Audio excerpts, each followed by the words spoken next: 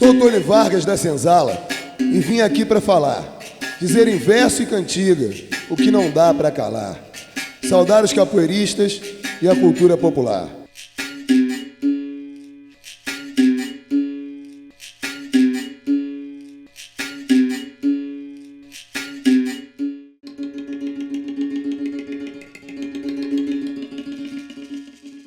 Turma do canal Ginga Raiz, estamos aqui com o mestre Tony Vargas, tá? Um dos mestres mais famosos da capoeira no mundo,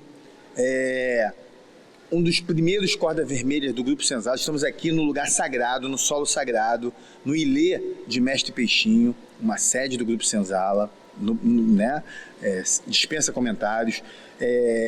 Mestre Tony Vargas, um excelente, um exímio jogador de capoeira, ninguém corda vermelha, sobretudo naquela época, sem ser bamba, escritor, cantador de mão cheia, compositor, as músicas dele, quem quiser, no canal de streaming, faz um sucesso incrível.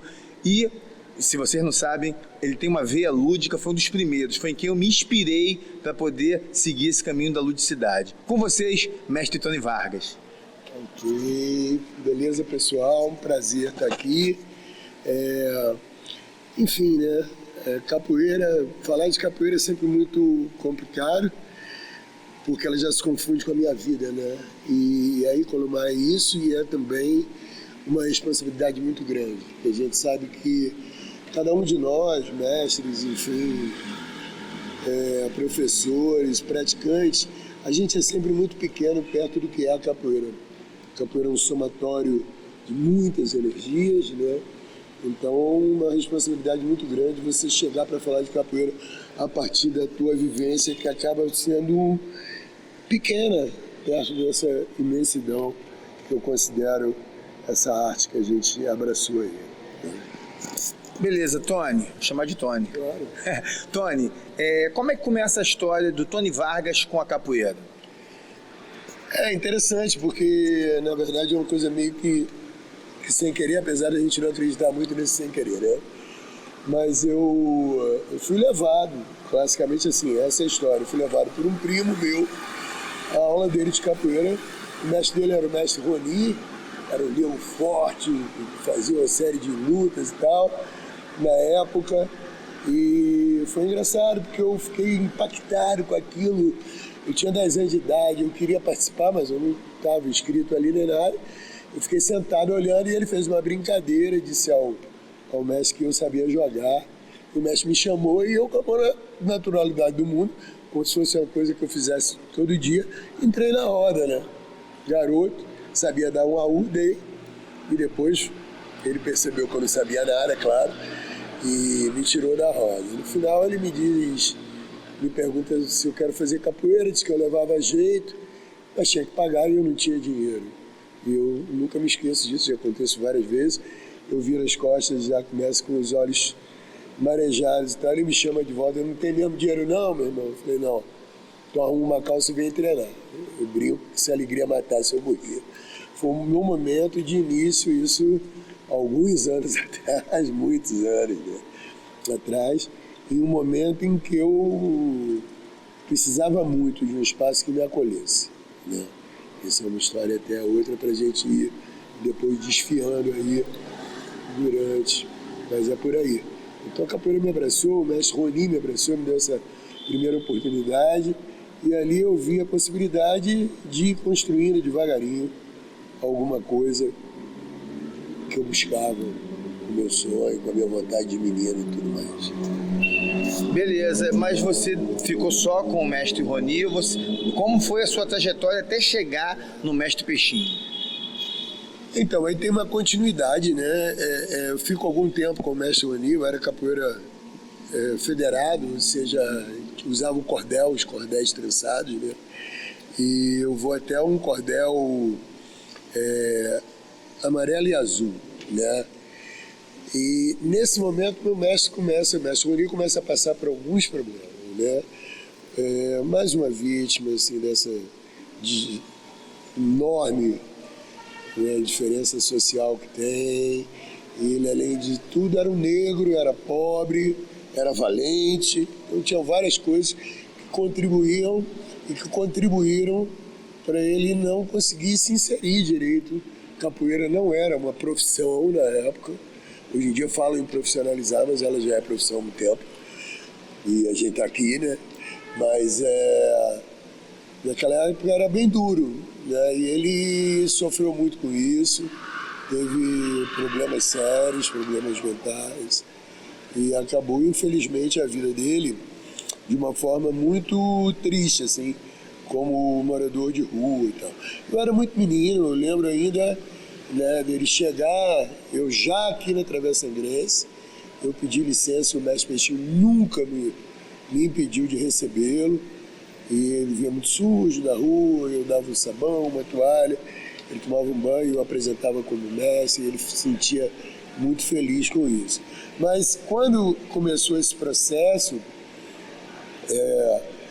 dele estar na rua, essa dificuldade toda, drogas inclusive e tal, eu precisei continuar. E era impossível continuar com ele, não tinha mais um lugar, enfim. Então eu fui buscar o mestre Toro, porque eu tinha conhecido o mestre Toro, assim, feito uma visita, e eu fiquei absolutamente impactado com aquele cara, gigante em todos os sentidos, né? Jogando a capoeira que jogava, eu falei, caramba, estou diante da própria capoeira. Preciso aprender com ele. E fui, né? Ali eu peguei o meu cordel azul, que era monitor, na época, eu acho que falava assim, monitor. Isso tem muito tempo, quer dizer, eu tinha 16 anos, eu tinha 5 anos de capoeira, 6 anos de capoeira, tinha uns 15 para 16, uma coisa assim. E eu não fiquei muito tempo com o mestre Toro, porém a minha passagem pelo grupo Corda Bamba com ele, e não existe ele não ser mais meu mestre, né? A gente acabou de falar sobre isso agora. Quer dizer, ele é meu mestre para sempre, né? E o mestre Toro me ensinou muito. Ali eu vi a cultura de raiz ali daquela coisa do subúrbio da Leopoldina, a questão de cantar, tudo era cantando, ia fazer uma apresentação, ia cantando. Quem cantava? Cantava tudo. Tudo era cantado. Cantava macumba, cantava umbanda, cantava iorubá, cantava samba, partido alto, samba enredo, cantava capoeira, jongo, e a gente ia brincando, e eu ali estava extasiado, porque a música sempre me tocou muito, e ali eu estava vendo a música e a galera batendo, muitos ogãs ali presentes, cantando, batendo. Eu falei, caraca, tô onde eu tenho que estar, de uma certa forma, e eu estava para entrar na faculdade, e aí eu entro para fazer Educação Física na UFRJ, em 761, no primeiro período de 76, uma coisa que eu não sabia se ia acontecer ou não, porque eu vendo uma vivência de pobre, né? Bem pobre. Então, como passar por uma universidade se nunca tinha estudado em uma escola particular? Tinha várias restrições aí, vários buracos, várias brechas, né? Hiatos, enfim, que eu tive que preencher com muito estudo e consegui passar. E ali tem outra mudança, quer dizer, eu conheço o mestre Mosquito, por acaso, porque eu chego ali, todo mundo tinha feito alguma coisa, era atleta de alguma coisa, eu era capoeirista. Era capoeirista na universidade, né? Na Escola de Educação Física, na Universidade Federal, no Fundão. Eu chego ali e digo, olha, eu sou capoeira, né? Porque ser capoeira dentro de uma escola de educação física naquela época, apesar de a capoeira estava querendo chegar, entrar e acabou entrando, né? Lá para o currículo e tudo. Você chegou antes então do Baianazol e do... Cheguei antes, do Baiano cheguei muito antes. O Oscaran estava por lá já e eu não participei diretamente, mas assisti ele implementando essa história da capoeira lá no currículo.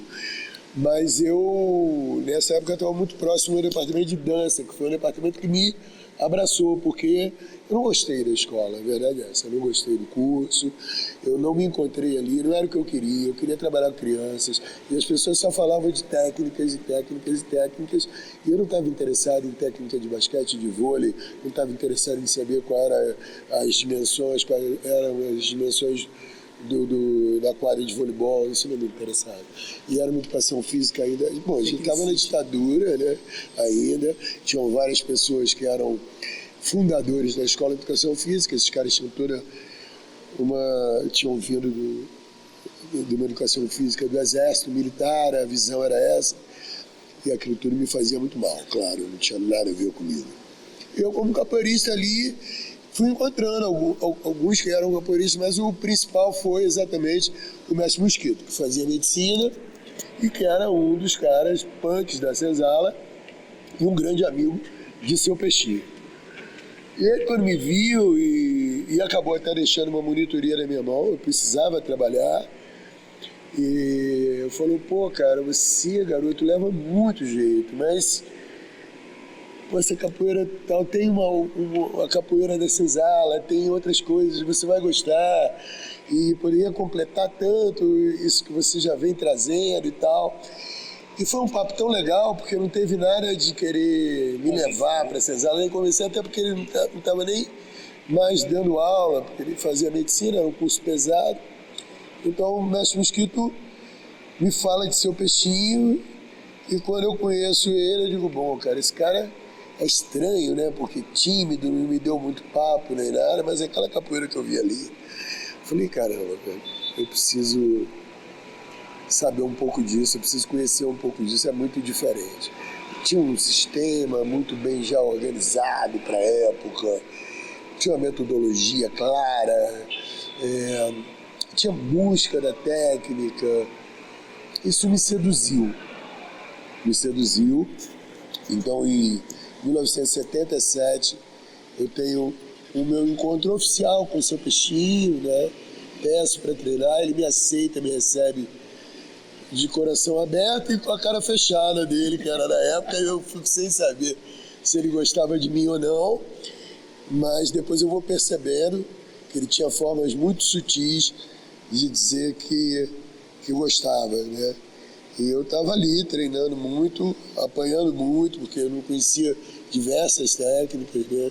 A premissa era outra, então eu fui me adaptando, custei, depois de já ter muito tempo de capoeira que eu já tinha, né? Era um cordel azul para ir para contramestre, eu precisei voltar toda a história, mas o mestre foi muito generoso e cuidadoso nesse ponto, nunca descredibilizou aquilo que eu fazia, né? Nunca, como eu disse, eu pude receber sempre ali, o mestre Rony aparecia ali, eu recebia como meu mestre, o mestre Peixinho sempre apoiou a minha forma, inclusive porque eu tinha essa ideia do mestre, que não era uma ideia divulgada na senzala.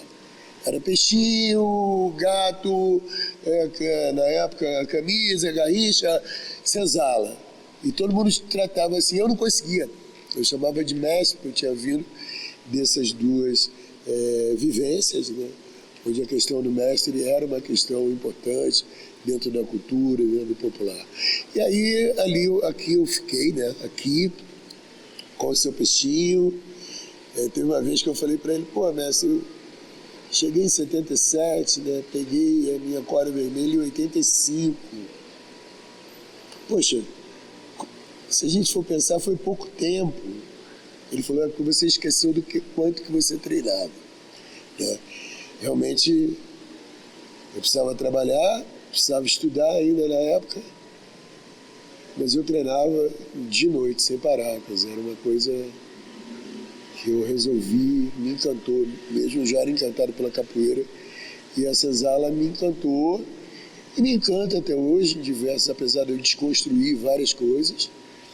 E hoje, cada vez mais, eu nunca neguei, mas cada vez mais eu sei o quanto que o mestre Rony foi importante e é importante na minha trajetória, e quanto essa coisa que você falou da musicalidade e tudo, o quanto eu devo também ao mestre Toro essa questão, e ao mestre Peixinho por nunca ter bloqueado. O mestre era generoso, como a gente já disse, e ele tinha uma coisa de permitir que você fosse da sua forma. Você mesmo, né? Ele nunca quis que ninguém fosse parecido com ele. E nunca colocou ali, ó, tem que ser isso aqui, porque isso aqui que é a verdade. Ele sempre entendeu, intuiu que houvessem várias verdades, que a capoeira era exatamente essa possibilidade plural, pluriversal, ele tinha essa coisa intuída nele. Mas Peixinho era muito inteligente, ele não gostava muito de falar, né? Na verdade ele tinha 2 formações, educação física e administração, e optou por trabalhar e ser só capoeira.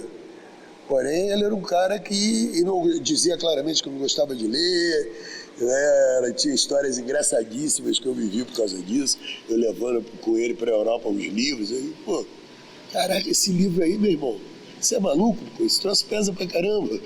Pô, traz o troço desse lá, ali tu lê? Eu digo, pô, claro, meu, se eu trazer esse pra não ler. Eu, rapaz, se eu começar a ler isso, eu durmo.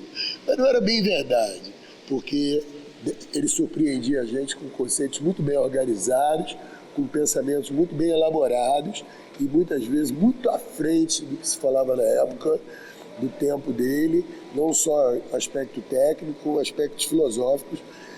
Tanto é que o Ilê de Seu Peixinho é exatamente isso, quer dizer, os nossos fundamentos filosóficos, eles partem de Seu Peixinho e para ele retornam. Né? Todos os meus alunos, professores, profissionais sabem disso. Pô, é muito bonito, né, ver esse resgate, porque hoje em dia, de alguns anos para cá, se fala muito em ancestralidade, mas como a ancestralidade se as pessoas não respeitam, às vezes, o próprio pai, a própria mãe, a própria avó, e ver você trazendo isso e mantendo isso, isso é ancestralidade na prática, né? Agora, Tony, eu te conheci, que a minha história, estou me identificando muito, porque eu também fui a Madeira Azul, e fui para a universidade, conheci, né, a Senzala, enfim, e depois fui para Abadá, fui para conseguir seguir a minha vida, a partir desse caminho muito próximo. Mas eu te conheci em um contexto onde você era coordenador do projeto Recriança Não Era... Tem Capoeira no Samba? Não, era no Rio Esporte. Eu não lembro o nome. Projeto Mel, não sei. Você era coordenador de capoeira, um dos coordenadores. O Camisa, inclusive eu conheci o mestre Camisa, né, nesse projeto. Foi nesse projeto que eu fui para lá. E eu fui participar de uma vivência dentro da sede da Abadá, que era o CIEP. E você lá, naquela época de rivalidade, Senzala e Abadá, uma rivalidade, né, boba, uma suposta rivalidade que o pessoal cria, tudo na vida é inventado, segundo o próprio Rubens Bal, né? Então, quando vocês foram, aquele clima de hostilidade, e você foi ministrar uma aula lúdica, daqui a pouco você rompe aquela hostilidade e fez todo mundo brincar como se fosse um flautista de Hamelin, enfeitiçou a todos com a sua ludicidade. E é inspirador isso. Fala um pouco sobre essa ludicidade, seu trabalho infantil, que para mim é mágico. Então, tudo, na verdade, quer dizer, essa ludicidade eu encontrei sem... Você lembra esse dia? Lembro bem. Eu encontrei sem pensar em nada, sem nada, na capoeira normalmente. Quer dizer, tudo estava ali. Por mais duro que fosse o treino, por mais que a gente fosse cobrado fisicamente e tal, o lúdico estava sempre permeando, né, os encontros e com as técnicas, com tudo. Porque é uma característica, inclusive, identitária, né, da própria capoeira, das manifestações culturais afrodiaspóricas e tudo mais. Então eu sempre gostei muito de criança. Eu fui fazer educação física, na época a gente fui primeiro a fazer faculdade da família, então vou fazer o quê, né, cara? Eu falei, eu quero fazer uma coisa que tem a ver com capoeira, evidentemente, capoeira, corpo, movimento e tal. Eu fiz logo essa relação, até por desconhecer outros caminhos da pedagogia, por exemplo. Não tinha ninguém, pedagogo, ninguém pudesse falar eu da psicologia. Tem muitos caminhos que podem se encontrar com a capoeira. Hoje a gente já vê isso na prática muito bem realizado, né? Porém, na época ali, ficou educação física. Eu sabia de uma coisa, eu queria trabalhar com criança. Sempre gostei de criança. Eu lembrava do quanto eu sofri como criança na escola. Eu queria estar na escola para oferecer uma coisa diferente, lúdica, brincada para a criança, que para mim era capoeira. Estava na capoeira. Então eu chego com a capoeira, só que quando eu cheguei eu falei, o quê? Capoeira? Não, meu amigo, a mínima chance, capoeira na escola, que isso? Não, isso aqui é a escola, velho. Eu falei, sim senhora, mas, né? Mas qual é a sua formação? Capoeira, mas só isso? Não, não. Eu formado em educação física também, tenho uma pós-graduação em dança e tal. Tá bom, então por esse caminho, não. Capoeira não, velho, tá maluco? Capoeira era coisa de rua, né? Discriminada, marginalizada. Discriminada, coisa de preto, coisa de gueto. Capoeira na minha escola na Zona Sul particular, nem pensar. Mas eu insistia. E eu era chato, insistente e acreditava na capoeira e acreditava no meu potencial de mostrar uma capoeira para criança. Eu não sei nem onde é que eu tirei isso, porque eu não tinha em quem me basear. Então eu fui com o que a capoeira tinha me dado, né? Porque, na verdade, o meu início na escola, e eu acho que isso acaba sendo importante, porque isso vai ter a ver com essa ludicidade, né? Eu aprendo a ler e a escrever muito precocemente em casa, principalmente para aquela época, e principalmente para alguém que vinha, que estava ali dentro de uma estrutura pobre, né? E eu aprendo a ler e escrever com 4 anos. Com 5 anos eu li e escrevia bem, né? Com 6 anos tem os primeiros versinhos, rimados, assim.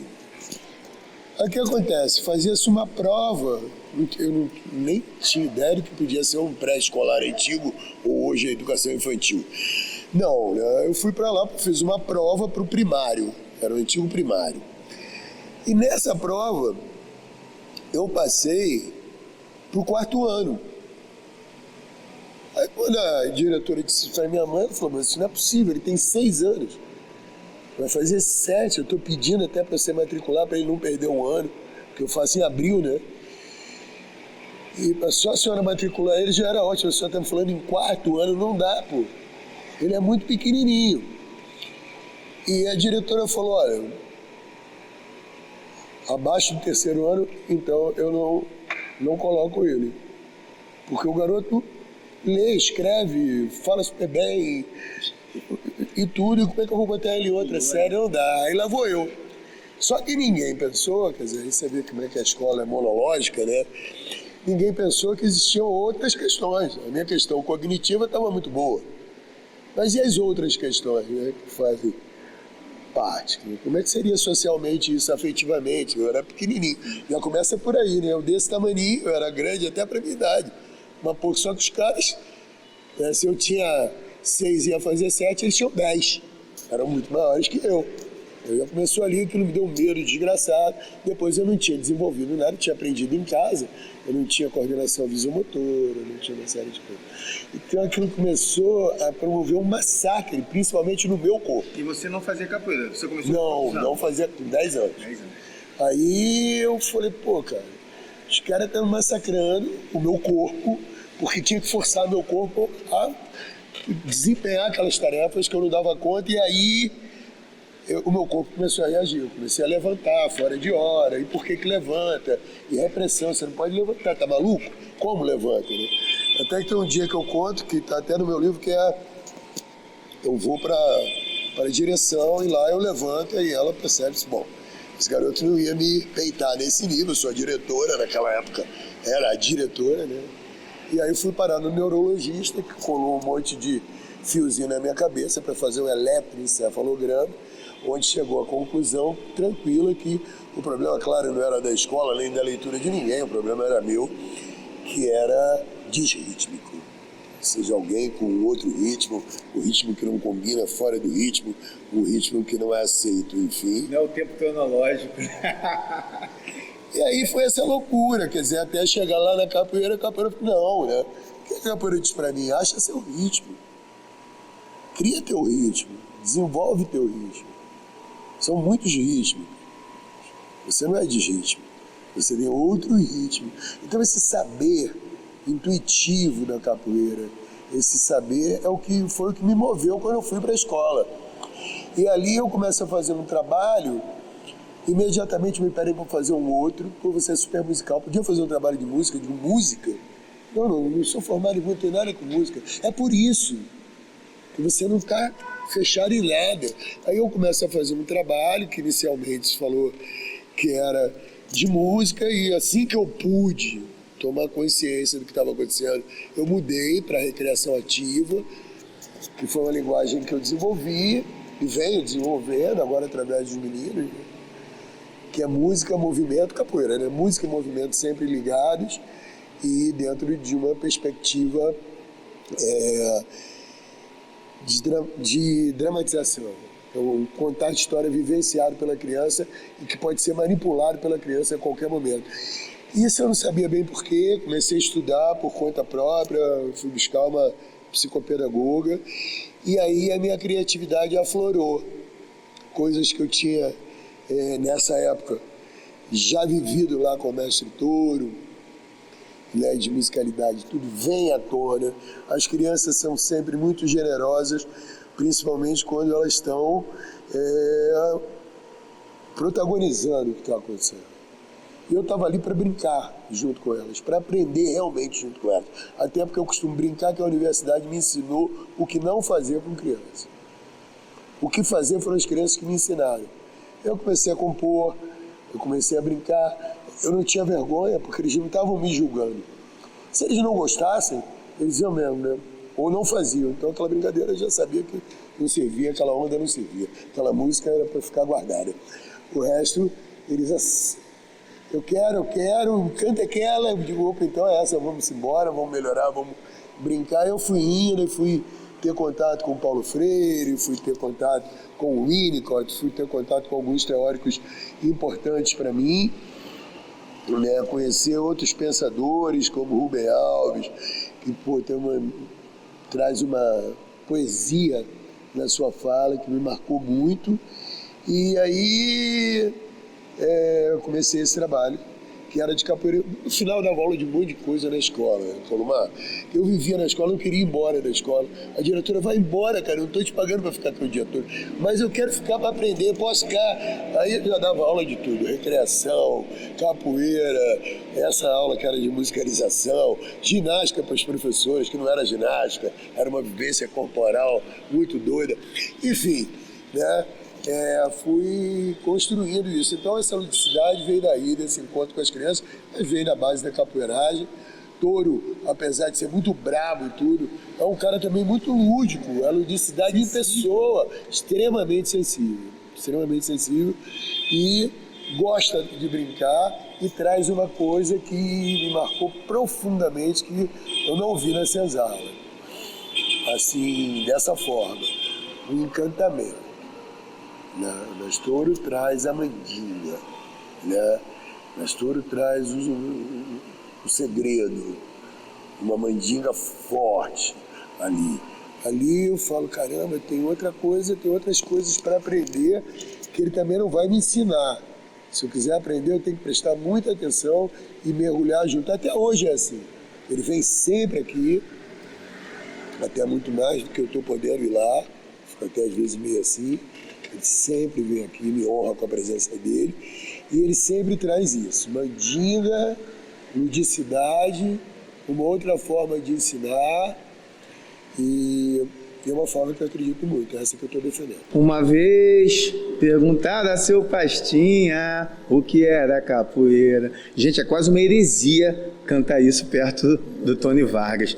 Tony, a primeira vez que eu ouvi essa música, né?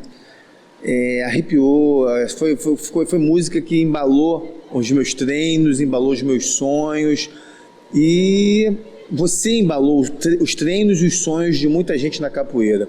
Fala um pouco sobre essa sua musicalidade, como é isso, como está isso, como foi isso, enfim.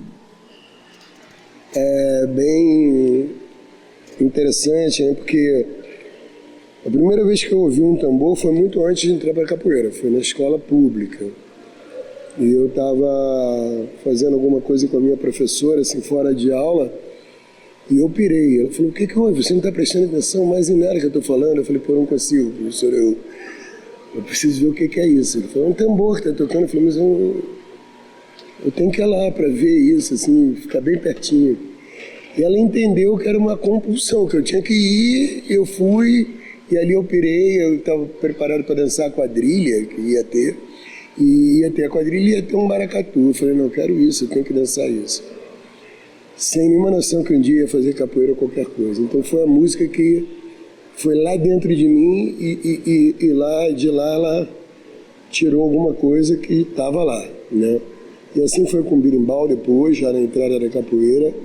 E como eu coloquei aqui, nessa vivência profunda, caótica, natural, orgânica lá com o Mestre Touro, de as músicas todas ali presentes.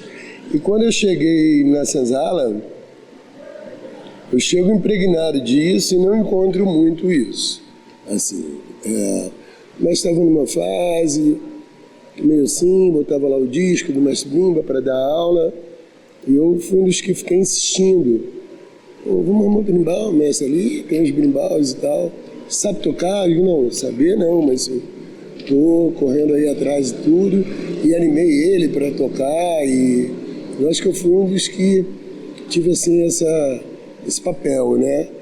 E ali eu comecei a, vamos dizer, compor, vou dizer assim, de forma mais sistemática, né? Mas não quer dizer que eu ficasse pensando em compor. Sistemática no sentido de que eu me deixei a música vir e fui, é o que eu digo, Mestre Peixinho, que nem era um cara que mostrasse tanta coisa da música, incentivou sempre, permitindo que isso fluísse.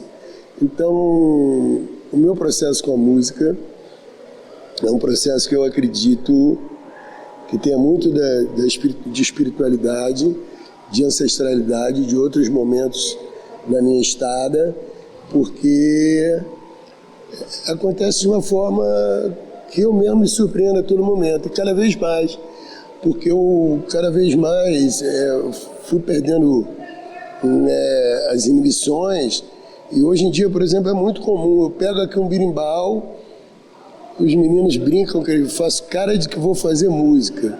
Aí eles pegam os iPhones e correm, e assim surgiram algumas músicas da atualidade. Mas sempre foi assim, quer dizer, Pastinha, assim como Pele Negra, que foi a primeira música, né, que é de uma outra geração, um pouquinho antes. Minha Pele Negra foi assim a primeira música que as pessoas... Minha pele é negra. Como é negra, a própria noite, as pessoas, e eu branco, né, fui que fiz essa música, e as pessoas vinham e diziam, pô, cara, anota, a gente não tinha tanto recurso como hoje, né, que bota ali na internet e viabiliza aí o encontro da música com as pessoas. Não, né, que a gente se interessava, ia lá, e eram muitas pessoas que se interessaram e se interessavam e, pô, eu quero saber por que essa música. Foi Pele Negra, e depois tiveram outras, Quando Vem de Luanda teve uma força muito grande, até por não ser uma ladainha, então ficava mais acessível para as pessoas cantarem. Reza a lenda que você viu um letreiro no caminhão. Não foi. Na academia tinha feito uma reportagem, tinha uma foto assim, acho que era uma foto, de um negro, e tinha isso, quando vem de Luanda não vem só. Eu achei isso maravilhoso e parti daí para construir a canção. Mas eu não parti daí, aí é que tá, quando eu falo isso, parece que eu tenho um sistema para compor, e não é verdade. Quer dizer, a música vem. Há pouco tempo, por exemplo, eu estava conversando aqui, estudando Nego Bispo e tudo, e de repente eu fiz uma ciranda para o Nego Bispo. Se a gente fosse pensar ciranda, não seria nem alguma coisa tão diretamente para pensar o Nego Bispo, né?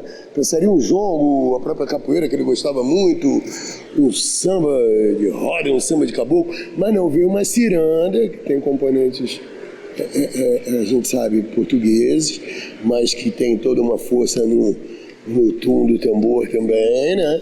Nessa marcação que é preta, e veio, né, a música toda. Mas Pastinha foi assim, ele vem todo, a música veio toda. Outra música que as pessoas gostam muito, que tem uma coisa estranha. Por que eu digo estranha, né? Porque ela mexe com as pessoas de formas muito diferentes e muito profundas, que é o Noite Sem Lua. É uma composição minha que assustadoras, os relatos das pessoas, é muito legal, mas eu digo assustador porque você faz a música vai, e você não tem a mínima ideia, quer dizer, do alcance, do que isso pode fazer, mobilizar nas pessoas. E aí eu não estou falando da música ficar famosa, nem vender, não é nada disso. São os depoimentos.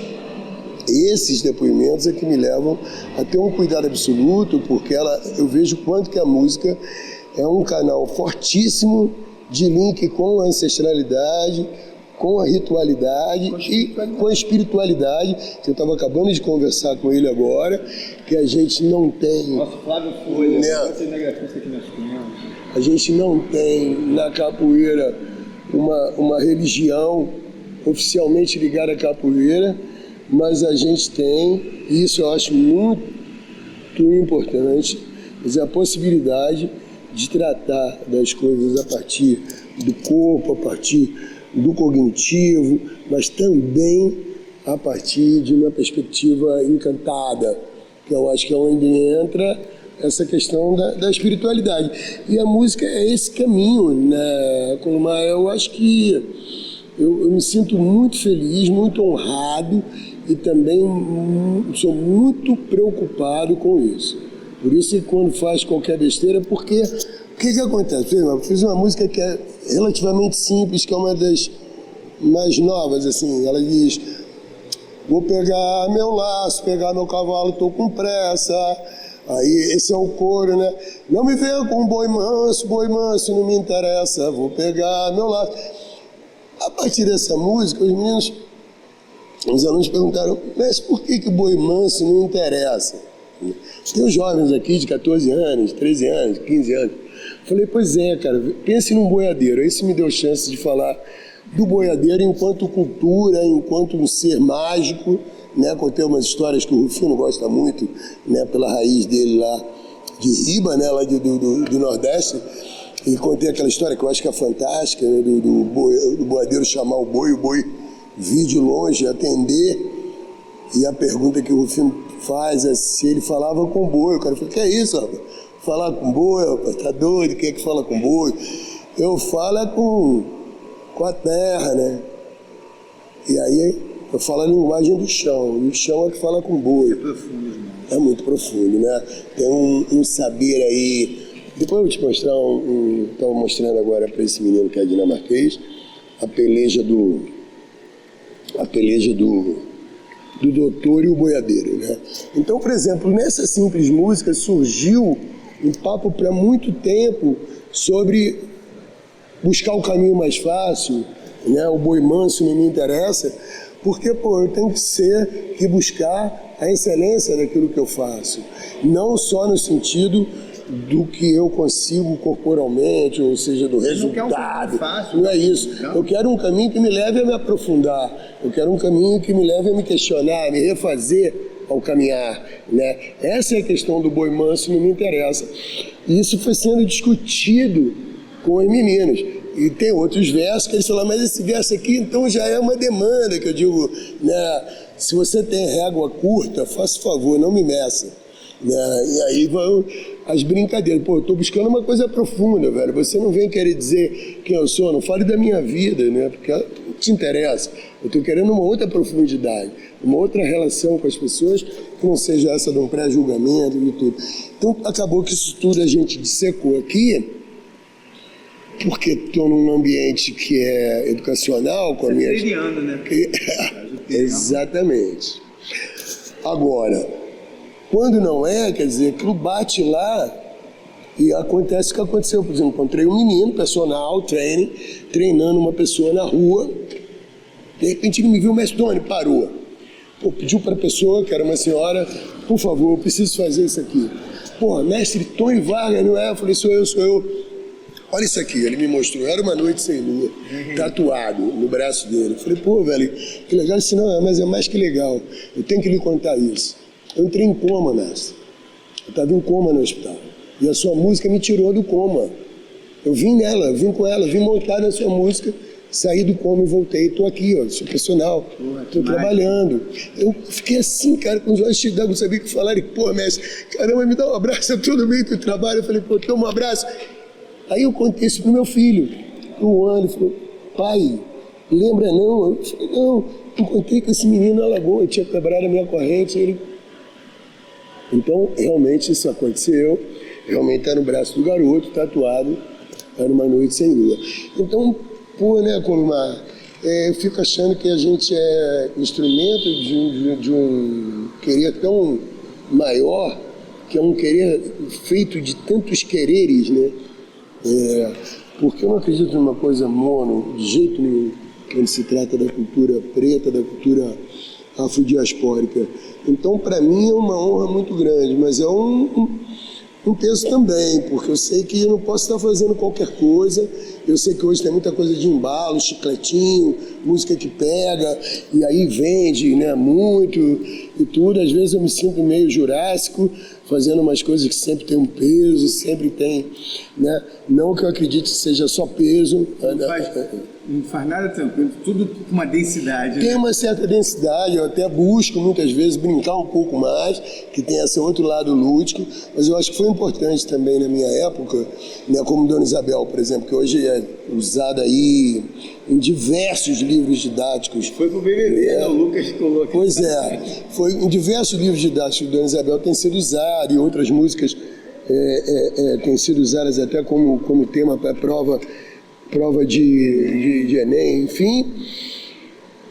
E eu fico vendo, né, que aquela música, quer dizer, ela precisava ser feita naquela época, porque você está na academia, eu agora estou de volta também, né, engateando, que eu sei que você já está aí há um tempão fazendo esse percurso maravilhoso que você tem. Porém, eu disse isso de cara para o doutor Rufino, meu querido. Falei, olha, eu sei que eu preciso separar a questão da pesquisa, não ficar pensando, não é uma pesquisa utilitária, não é isso que eu estou falando, de jeito nenhum. Mas eu preciso levar isso de volta para a prática. O caso da Dona Isabel era essa, discutia-se questões, eu sou muito intuitivo, discutia-se questões sobre isso, poxa, que porcaria é essa de uma princesa autorizar a gente a ser livre, se a gente já vinha construindo essa liberdade que nos foi tirada e agora de repente nos é dada. Não. E as poucas pessoas que estavam começando a falar, né, quando você vai olhar, isso estava acontecendo num nível muito alto de intelectualidade. Eram artistas, não era o povo. E eu lembro que eu, com a minha intuição, percebia essas coisas aqui e ali e dizia, pô, mas eu quero que o meu povo saque essa parada, pô. E aí sai Dona Isabel, vem resgatar esse meu querer, né? Esse meu desejo, por mais que isso é a minha necessidade. Pô, é muito mágico. Antes de eu chegar, você falou da sua pesquisa, mas eu tenho uma pergunta que eu acho que o povo quer saber, que é a pergunta que não quer calar. É Benguela ou Banguela? Então, cara, isso é um problemaço, né? Gerou uma polêmica que juro que não era a intenção, mas infelizmente, quer dizer, muitas vezes as pessoas não conseguem pensar, né? A mídia atropela as pessoas. Né? Hoje isso é muito comum. E a pessoa sai dizendo coisas que ela não parou para fazer uma reflexão sobre aquilo, uma pesquisa, mesmo que seja uma pesquisa caseira, empírica, que seja, mas não, ela repete a questão. Então eu fui provocado, vamos dizer assim, pelo mestre Nenel a fazer, por que eu não fazia músicas no ritmo do pai dele, do mestre Bimba? Falei, rapaz, imagina eu fazer música no ritmo do mestre Bimba, são ritmos complexos. Mas falei, aprendi superficialmente, assim, senzala, tinha essa relação, né? Mas, pô, não me julgo, eu fui criado tocando São Bento Grande de Angola e pouco São Bento Pequeno, que hoje eu toco muito São Bento Pequeno. Muito bem. Ah, não, Antônio, mas você toca bem brimbal, vamos lá, pô, vamos nessa. Cheguei e falei isso pro mestre Peixinho, ele se animou. Falei, pô, mas para começo de conversa, o brimbal não é esse. Tá, tudo bem, ele já me presenteou com o brimbal, que ele fez, pô, coisa maravilhosa, era um artesão maravilhoso. Aí a sensibilidade do mestre, né? E eu comecei a minha pesquisa. E eu escolhi e falei, bom, não dá para pesquisar aquilo tudo ali, né? Porque eu não estava lá, não vivia aquilo, não estava do lado, vou pesquisar 2 ritmos.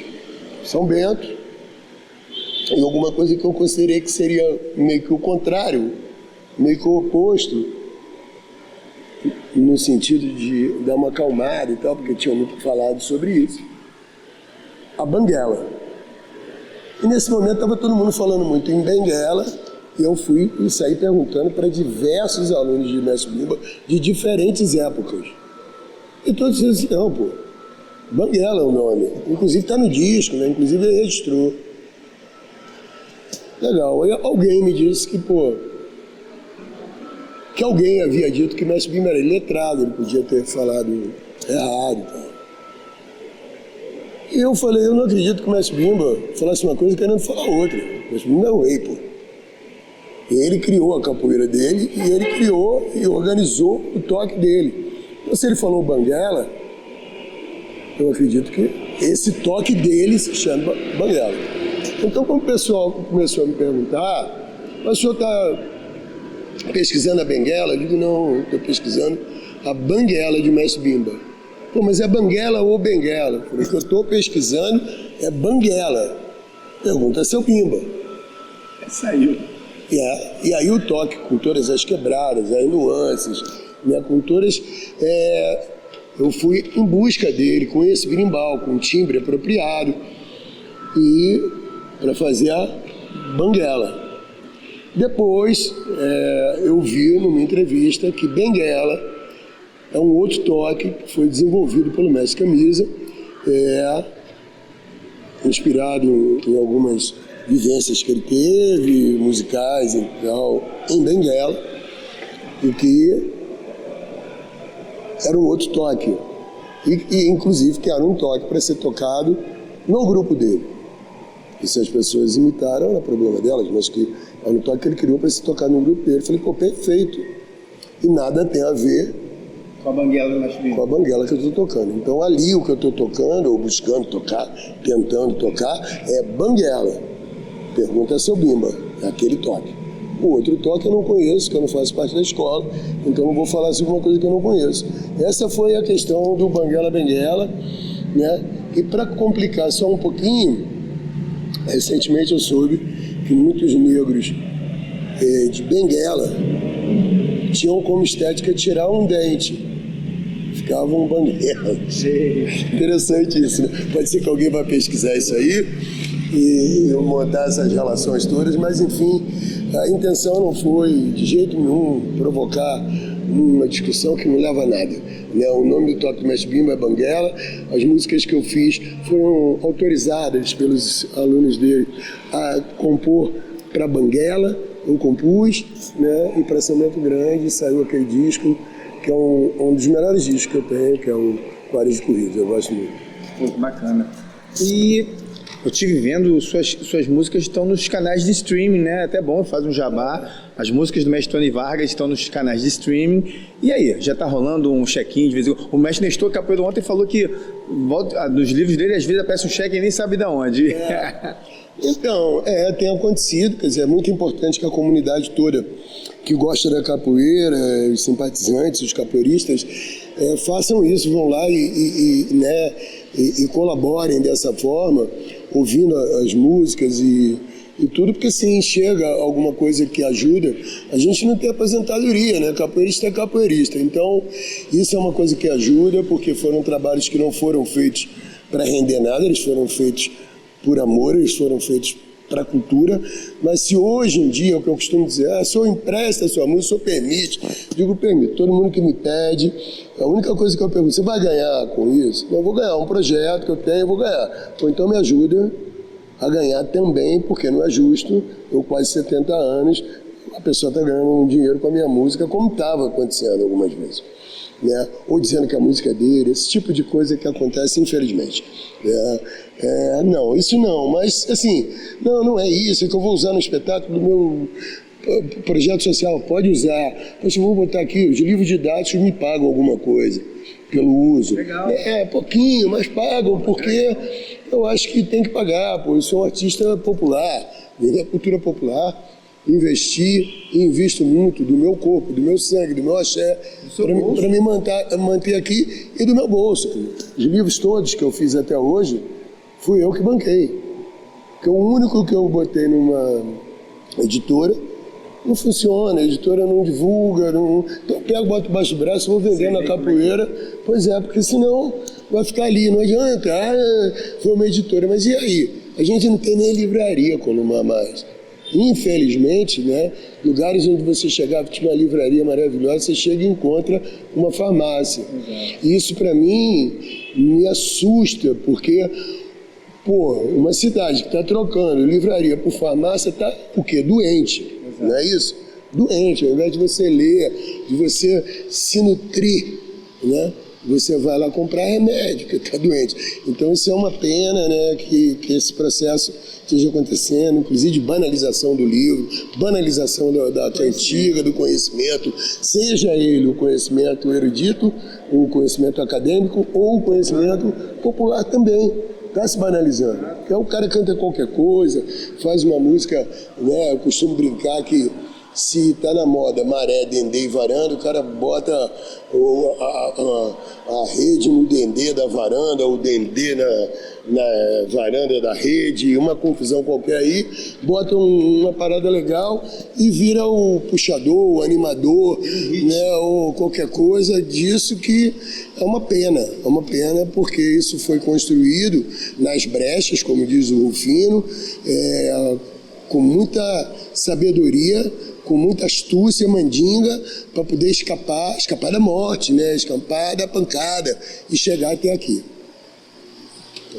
Bem, você falando das suas cantigas, eu me lembro do Simas, que ele também ele compõe de diferentes, né, lugares da cultura popular, e eu me lembro muito do Oswaldo Montenegro. Por quê? Uma vez eu ouvi uma entrevista do Oswaldo Montenegro que ele fala: eu queria compor igual o Jorge Benjor, cantigas animadas, mas as minhas músicas são muito densas, né? E as músicas do Oswaldo você viaja ali, né? Como as suas, porque nos convida para um outro lugar, né? E com isso, eu considero você, e não só eu, mas uma grande parcela de quem te conhece, de quem conhece a nossa cultura, como um intelectual orgânico. Você é um intelectual orgânico, como outros são também. E agora você está voltando para a academia. É o encontro do intelectual orgânico com esse conhecimento, digamos, acadêmico. Como é que está sendo isso, meu irmão? Eu lembro da entrevista que você estava fazendo agora, né? Da entrevista lá para o mestrado. E aí estava lá Nielsen, que é um maravilhoso pensador, e o Fino, né, que tem me ajudado muito, né? Eles estavam lá e a pergunta foi por quê? Já sendo mestre da cultura popular, tendo um nome, sendo conhecido, por quê? Querer fazer um mestrado, né? Minha resposta foi imediata: para aprender. Para aprender, preciso aprender. Aprender me tira completamente a possibilidade de ficar num lugar que, na verdade, para mim não existe. Eu acho que ele não existe. É um lugar falso, é um lugar fictício que a gente monta para que seria um lugar de saber. Eu não acredito nisso, né? Então eu preciso aprender. E dessa vez, né, além do tanto que eu venho aprendendo, né, eu preciso também levar essas aprendizagens que vêm de outro caminho, né? Tá lá no meu livro, seu João Pequeno é perguntado no Circo Voador, não sei se você estava nessa ocasião, uma pergunta bombástica, feita no microfone para ele, que quebrou o Circo Voador, se Mestre Pastinha sabia ou não tocar berimbau. E todo mundo quis matar o cara que fez a pergunta, e o mestre disse: não, eu vou responder. E a resposta dele foi a seguinte: se ele sabia ou não sabia, eu não sei, mas foi ele que me ensinou. Isso é fantástico, né? Então eu falei: pô, quero levar isso para a academia, a gente precisa... Isso é filosofia. Sem dúvida nenhuma. A gente precisa validar isso, a gente precisa credibilizar esse tipo de saber. E esse saber está em mim, porque essas pessoas estão em mim. Seu João Pequeno está em mim, meu mestre está em mim, né? Eu faço parte dele, ele faz parte de mim. Isso aqui, então, tem nem como, né, falar diferente. Então, levar isso, levar o meu não saber, e levar essas coisas, né, que eu saiba, mas que estão me cutucando, né? Está sendo muito bom, né? Muito difícil para mim, porque são jovens, a maioria dos meus amigos estão saindo ali da graduação, entrando no mestrado, na pós-graduação, fresquinhos, lidam muito bem com essas tecnologias que eu sou péssimo. Fiz todo o primeiro ano, né, dessa pós-graduação, desse mestrado, eu fiz em cima de um celular quebrado, né? E os netos são prioridade, os filhos, eu fui ficando com o meu celular quebrado. Muito difícil que foi ali, agora estou com o computadorzinho melhor arrumado, mas está sendo um desafio muito bom. Eu senti esse frio na barriga, tá nesse lugar do caramba, velho. O que eu vou fazer agora, né? Estou agora, assim, né, escrevendo 2 trabalhos para entregar e tudo vinculado aí à minha dissertação, né? E qual é o tema da dissertação? Então, é exatamente assim, capoeira não como instrumento educacional, capoeira como um campo de educação, capoeira como uma roça epistemológica. Essa é a questão. Ela em si é o saber. E eu tenho visto isso aqui, velho. Pô, tive agora assim, uma oportunidade com essa coisa do Enem, ter falado sobre isso, de ver o brilho e a alegria nos olhos dos meus meninos, dos meus jovens, o que mostrou 2 coisas, né? Para eles foi muito mais importante do que o resultado que eles poderiam ou não obter. Alguns obtiveram resultados muito bons na redação em cima desse tema, mas eles se sentiram ali. Sim. Eles falaram, isso aqui, esse tema, é isso que a gente faz, a gente estava ali, tá falando da gente, mestre.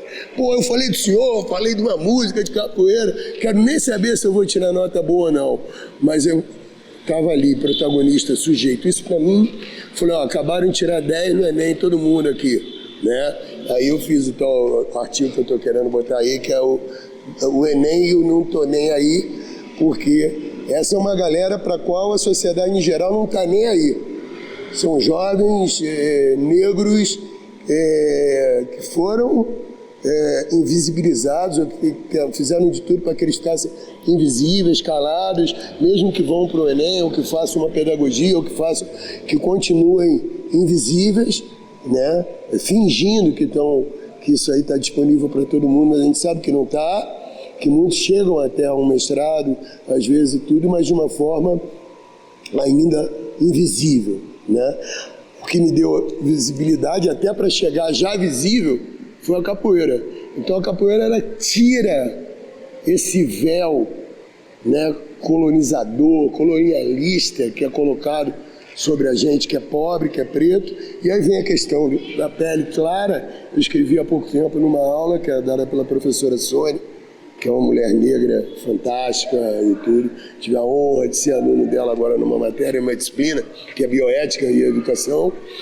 E ali eu escrevi uma coisa que eu até mandando para ela até no trabalho, não sei nem se cabe, mas eu botei, que diz isso, quer dizer, eu não pude escolher a cor da minha pele, mas eu escolhi faz muito tempo a cor da minha luta, da minha crença, do meu sonho, a cor daquilo que eu desejo ser enquanto sujeito nesse mundo.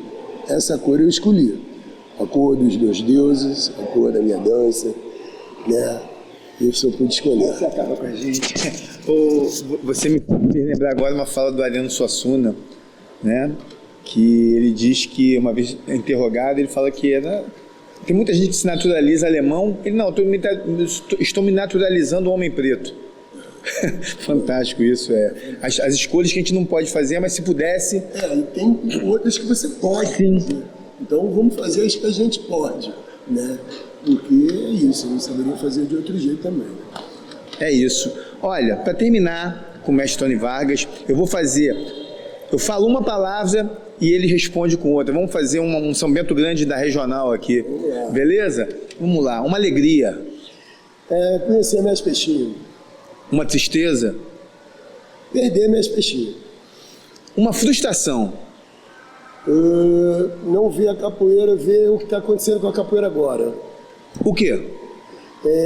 Uma banalização dela em prol de resultados. E o entusiasmo, uma vitória, uma conquista, uma medalha de ouro.